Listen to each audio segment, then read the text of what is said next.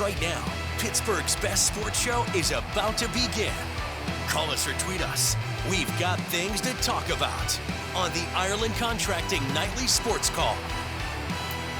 All right, thanks for sticking around for the Ireland Contracting Nightly Sports Call. I'm Rich Walsh. I'll be joined by Andrew Fillipponi in a matter of moments over to 93.7 The Fan Cam. And we're taking your phone calls tonight at 412-575-2600. Obviously, the big news today, opening day. You got to love opening day, one of my favorite days of the year. Pony, I'd imagine you too. I mean, there's always hope that you're going to have a good season on opening day, and then you see what the Pirates did. 4 hits against one of the worst teams in the majors, right? They're projected, I think their over-under is like 61 or 63, depending where you look. They're an awful team, and not only did the Pirates lose to them, they were ahead of them. We all saw the game, and then the bullpen blows it. So it's the same theme as last year.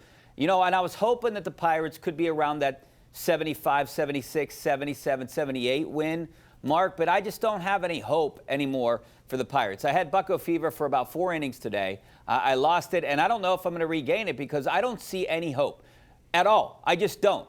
The bullpen stinks. I don't know what you do with David Bednar. That's our question here tonight. Do you potentially move him down and to be a setup guy, a 6th-inning guy, 7th-inning guy? Does he need to see some kind of psychologist to kind of get him over the hump? Because I relate it to, I'm not saying this in any kind of mean way. I relate it to a golfer because that's what I know, right? If you have problems with making 3-foot putts and it's been going on for a year and a half, you got to do something. You got to change something, or you're always going to be afraid of that 3-foot putt. And right now, he can't get guys out.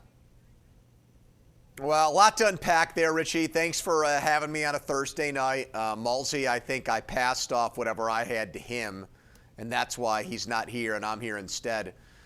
When you set the bar for the season at 77, 78 wins, that in and of itself is a damning indictment on a team that is in year 6 of a regime, when that's where you were hoping the Pirates would go this year. Not even at 500 in a half dozen years with Ben Cherington and Derek Shelton in charge of this team. So that's number one. Yes, hope is supposed to spring eternal on opening day. I did not have that feeling. I predicted 71 and 91 today, and my prediction before the season started was that Derek Shelton would lose his job before the halfway point of the season, and by the end of the year, Ben Cherington would be fired. And people can say all they want that those guys are scapegoats and that the owner is the real problem, and that's fine. People are entitled to their opinion. But let me say this about the job these guys are doing with this team. They have a shortstop in center field. They have a third baseman at shortstop. They have a catcher at first base. They have all these guys playing out of position. And in every instance today, those guys playing different positions made a mistake or did something wrong that directly impacted them losing this game. You know, even what you said about Bednar, I think other teams would have said, you know what, Dave, let's obviously they don't have great bullpen options because Holderman wasn't much better. But they would have done something other than injury to knock him down in the pecking order and maybe try to get his confidence back. You know, I hear the argument all the time, well, closers don't pitch as well in a tie game. They'd rather come in with a lead. Sorry, you're facing one of the worst lineups in all of baseball. You got to find a way to get people out, and he didn't again. So, no, I think the Pirates are looking at a 4th or 5th place finish, depending on what happens with the Cardinals. And the worst part about it is they're going to ruin this season with Paul Skeens. Skeens was not very good today. He was okay. He was fine. But still, he left the game with a lead. He gave up only 2 runs, and when that happens, you should win the game for your starting pitcher, and they weren't able to do that. Yeah, good start, not a great start. You know, they had a 4-1 lead when he left.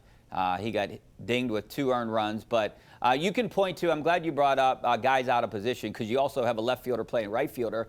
And when you brought up, when you were talking about the shortstop playing center field, now I think he's probably better off. He wasn't a great shortstop. But O'Neill Cruz made a major mistake in the 8th inning where he threw home. The guy was clearly going to be safe. He should have threw to second. They might have gotten out of that inning. Also, I thought we had a plan in place here. Colin Holderman throws a strike. It was clearly in the box, and they call a ball. Potentially got out of the inning there. So unlucky on the pitch call. Maybe a mistake by O'Neill Cruz. They gotta play perfect baseball to be 500 to be competitive. And usually when you have to do that, you're not a team that's gonna be competitive. Well, you shouldn't have to play perfect baseball against the Marlins. You're playing a team that has a lower payroll than you, that has a younger everyday lineup than you with guys people have never heard of. So you don't have to be perfect against them. You just have to be competent, and they weren't. 1 for 9 with runners in scoring position. They got leadoff runners on in late innings with the middle of the order coming up. They weren't able to do anything with those opportunities. They weren't able to add to their lead and add insurance runs in those situations. Not to mention the fact that Nick Gonzalez hits a home run and in classic Pirate fashion gets injured on the Pirates' first home run of the year. Only the Pirates can have something like that happen. And now they come out, the injury report afterwards is that it was with a pre-existing ankle injury. Yeah. A pre-existing one that people really didn't know about. So it's really, I heard Zangrilli say this, Dan Zangrilli in our post-game show. It felt like game 163 of the 2024 season. All of the things that bothered people at the end of the 2024 season reared their ugly head again in today's game. Only 4 hits. That's not good when you have 4 hits. It's hard to win a game with 4 hits. All right, we're taking your phone calls tonight. Don't forget about our live poll question about David Bednar. Make sure you scan the right of the screen there when we come back from break. We got to take a break. 412-575-2600 is the number. Back in a couple minutes.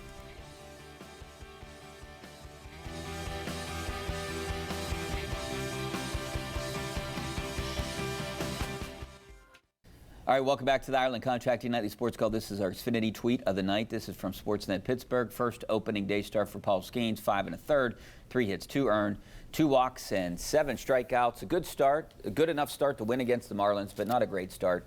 We'll see what the Pirates can do tomorrow. But the Buccos are in trouble. Jared Jones going to be not able to throw a ball for 6 weeks. So that puts him at 10 weeks before we could potentially see a start. I mean, he's going to need a month to recover. So the starting lineup, the starting rotation is not as strong as we hoped it would be. And now we saw what happened in the bullpen and what happened at the plate today. So I mean, if you can't do well in at least one of the 3 phases, I don't know how this team's going to do this year. Well, yeah. Now if you had Nick Gonzalez, we'll see what happens with him. Are you already going to have to put him on the injured list and call up a Nick York or somebody like that? I mean, on top of the Spencer Horwitz injury, it's just not look, last year they started great. Okay, they were 5-0. They swept Miami down there to begin the season, and they looked like they had turned a corner. They did the same thing in 2023, where they got up to such a great start. Yeah. Derek Shelton got an extension very early in the season. So they've hoodwinked us a little bit with hot starts. Maybe it's time they do the opposite, start slow and then come on strong at the midway point or near the end of the season. But when you do nothing in the offseason really to make your team better and the product looks the same thing in day one, it's hard to convince your fans that this year is going to be any different from what we've seen the last 2 years, which is exactly 76 wins. Let's go out to Kirk and Manor. How you doing, Kirk? Good. How you doing, Rich? Good. Thanks for calling. Tony? Hey, I just want to run something past you. Does this not appear like being the movie Groundhog Day? And it's only game 1, and I'm already fed up with them. Let me know what you think. Yeah. There's no question about it. I think that's what we talked about. It's frustrating. I don't have any hope. I think there are 3 people to blame. Obviously, Derek Shelton, Ben Cherington, and most importantly is Bob Nutting. He's pulling the purse strings. I mean, they have a low payroll. What is Cherington going to do with that payroll? It's just, I don't know who to put the most blame on. I think for me, it's by far Bob Nutting, then Cherington, then Derek Shelton. Because your manager, frankly, might win or lose you 5 games an entire year. Yeah, I think it can be more than that. I think we saw last year Shelton really blew it in that Diamondback series, and that's where the season started to go downhill. Look, I mean, they did not spend this offseason. They spent less this offseason than the offseason before. They gave Aroldis Chapman a $10.5 million deal last offseason. Nothing came even close to that this year. Tommy Pham getting $4 million. You've got Rowdy Tellez and Connor Joe, who we were both sick and tired of last year. They put up better offensive numbers than Tommy Pham did with 3 teams last season. And Tommy Pham led off this game. Now, Tommy Pham did not have a bad game today, but just that being the Pirates' big external hitter being brought in, in free agency. They traded for Horwitz, and they gave up a lot for Horwitz. They gave up Luis Ortiz. Yeah. But as far as just bringing a guy in and signing him to a deal, Pham was your big move, and guys like Rowdy Tellez and Connor Joe were better than him last year. Well, they could have used Ortiz for sure. Let's go out to Matt Butler, out in Butler. What's up, Matt? Hey, guys. Just two quick comments on the Pirates. Hey, the strikeouts were awful, too. They just not only couldn't they hit the ball, they weren't even swinging. 12 strikeouts, 7 looking. And, hey, here's a question for you. I thought Joe Block said today Endy Rodriguez only played the last game at first base in spring training. If that that's is correct. The case, then Shelton ought to go today. Yeah, you know, Pony, in a position to fail. Yeah, I don't know how many options they have there, but I mean, I was kind of surprised by the Endy at first base move today. I don't know if you were. I wanted to bring it up earlier on the show. Well, look, so here's the thing with that. I like giving a young player those at-bats while Horwitz is out. So in that respect, I'm perfectly fine with Endy Rodriguez playing first base. But herein lies the problem with what Matt said. If your plan is to give the young guy a look, give him a chance to get comfortable there in spring training. And they didn't do that. And don't tell me what you do on practice fields and what you do on side fields is the same thing as game action. It's not. Anybody that's ever done it before would tell you that. Josh Bell could look good on a practice field, then couldn't throw the ball to a base. Okay, I've seen it happen before with guys that you're trying to shoehorn in at first base. Now, Endy's played there a little bit more in the minor leagues, but it's absolutely not the same thing to real game experience. So it's kind of the same thing that they did last year with O'Neal Cruz, where just on a whim, they moved him out there. And so a lot of the things here with baseball teams is the process.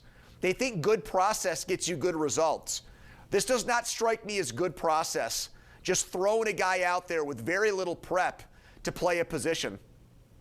All right, don't forget to scan the QR code in the corner should the Pirates remove David Bednar from the closer role after just one game. He didn't have a great spring. Let's go to Tom in McKees Rocks. How you doing, Tom? Hello. I was thinking Jarrett Jones. Maybe they ought to think about bringing him as the closer. Well, Jarrett Jones is out for the next 10 weeks. You know, and right. Are you optimistic to see him before the All-Star break? A little bit, but not much. I mean, who knows? You know, they said that this is not something where the ligaments are torn and Tommy John has to happen, so that's good. But when a guy's dealing with elbow discomfort, you don't know if just the rest is going to be able to fully solve it and fix the problem. The issue with Jarrett Jones, in my opinion, is always going to be that he's a small guy that throws really hard. And he's not a relief pitcher, to the caller's point. You know, a relief pitcher who might be able to dial it up for 30 pitches. You're asking him to do that for 90, for 3 times that, to go through a lineup 2 to 3 times in a game on a very small man, small by starting pitcher standards. He's not built like Garrett Cole or Paul Skeens. So that's going to be the issue with him unless he kind of changes his makeup as a pitcher, and I don't see him wanting to do that. That's why, you know, the caller's point seems ridiculous. Why would you do that to one of your best starting pitchers? Well, to what I just said before about O'Neal Cruz. Who would have thought that they were going to move O'Neal Cruz to center field when they did?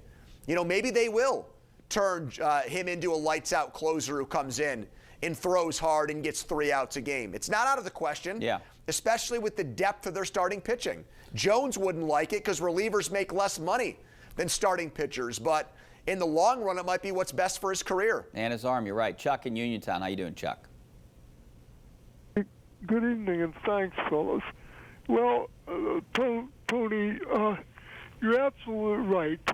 This whole thing started back in the off season when they did nothing, and that's just like lipstick on your collar. It tells a tale on you, and then you come into the season, and you got how about this? 9 strikeouts today at the plate, and 6 of them called third strike. You know, what do you do? What would make? Let me change the direction of kind of Chuck's question. What would make Bob Nutting sell his team? Because I think that's the only way you might see his team competitive. Well, I mean, if he's losing money, I mean, there was one report that he lost money last year. They can't So be if you're a losing money. I don't buy it. They have to be making money for him to keep this team. He could sell his team for maybe $2 billion. Well, right. So that's why I'm gonna attempt to answer your question. If that's accurate and he's losing money and the franchise is still worth a lot of money, then you should sell it. Why would you lose money every year when you could make $1 billion by selling the team? That doesn't make sense to me. Yeah. Doesn't make sense to me. Just doesn't. Yeah, I'm not buying it either. All right, let's go out to Josiah in San Antonio. How you doing, Josiah? All right, yourself, Rich. Hey, Andrew. 2 quick questions. I'm kind of disappointed with Cam Hayward. I mean, his comments were spot on about Aaron Rodgers last week, about him if he wants to be a Steeler or not. And then he turned around the other day and said that the comments got misconstrued. It's like they're kissing this dude's behind. What do the Steelers do here, Pony, if you don't get Aaron Rodgers? Do you try to get Carson Wentz, Joe Flacco, Trey Lance? What do you do? Well, let me start with what Josiah said about Hayward. I think Cam's saying that now because he realizes with Rodgers having come to Pittsburgh to visit that there's a chance Rodgers ends up here. So he's got to try to reconcile and now make it seem like everything's copacetic. And then what do? I mean, I would be fine with Joe Flacco and Mason Rudolph and a rookie quarterback on this team. All right, we got to take a break. Back in a couple minutes.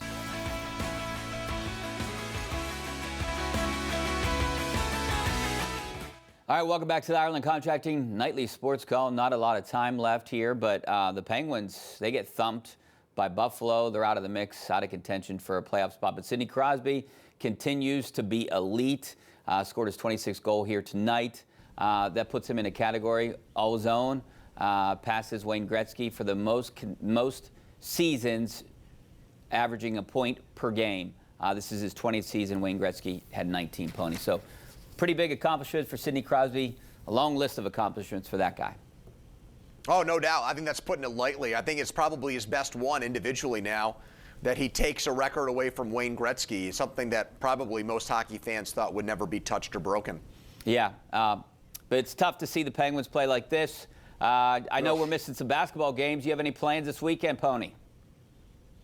I do. I'll be on my couch watching it. And let's go John Calipari in Arkansas. And Adu Thero in the game for Arkansas. He's back, the local product. Let's go, Pig Suey. All right. We know who you're rooting for. All right, Pony. Glad you joined the show here tonight. See you, Richie. Glad you guys joined us. Hopefully you make the switch over to KDK News a little later on tonight after NCAA basketball.